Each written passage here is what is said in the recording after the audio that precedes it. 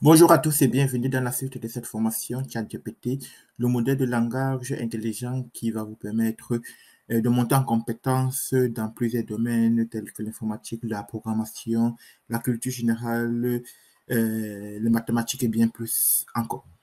Aujourd'hui, nous allons voir, on va continuer à voir la notion des pratiques quotidiennes. Comme je le disais, en faisant des pratiques que vous devez adopter quotidiennement pour pouvoir optimiser vos résultats avec ChatGPT. On a vu le brainstorming par le passé. Aujourd'hui, on va voir la création, la génération d'exemples. Je prends le format ici, il est constitué de la manière suivante. Je suis intéressé par type de test. Vous mettez votre type de test qui souligne vous mettez des avantages des sujets. Veuillez écrire pour moi sur le, voilà. Ça, ce sont les choses, les trous à remplir. Prenons donc l'exemple.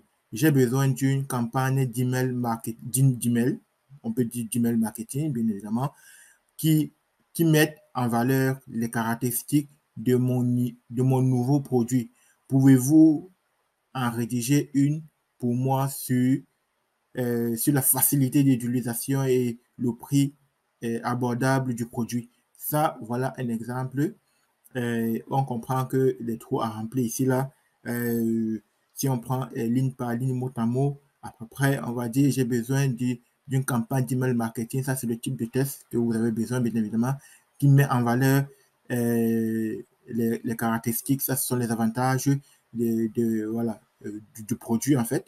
Ouais. Donc, on peut prendre également un autre exemple en disant, je suis intéressé par une page de site web. Voilà, ça, c'est le type de test qui représente les avantages de mes services de coaching. Pourriez-vous en rédiger une pour moi? Pourriez-vous en rédiger une pour moi? Là, je me répète en fait, mais vous l'aurez compris en fait, que c'est l'exemple qui comporte le type de test, l'avantage, le sujet. Voilà. On peut également prendre une autre, ici c'est le service client. Supposons que vous recevez un email, vous allez demander soit une réponse à cet email, et voici le format. Je veux que vous jouiez le rôle d'un assistant ou assistant d'assistance à la clientèle qui est caractéristique, vous donnez caractéristiques bien évidemment. Comment répondriez-vous à voilà, ou répondre au mail en tant que représentant de notre entreprise. Voici un exemple très concret où on dit je veux que vous agissiez en tant qu'assistant clientèle qui est atypique. Comment répondriez-vous en tant que représentant de notre entreprise à un client qui a rencontré un bug de l'utilisation de notre logiciel?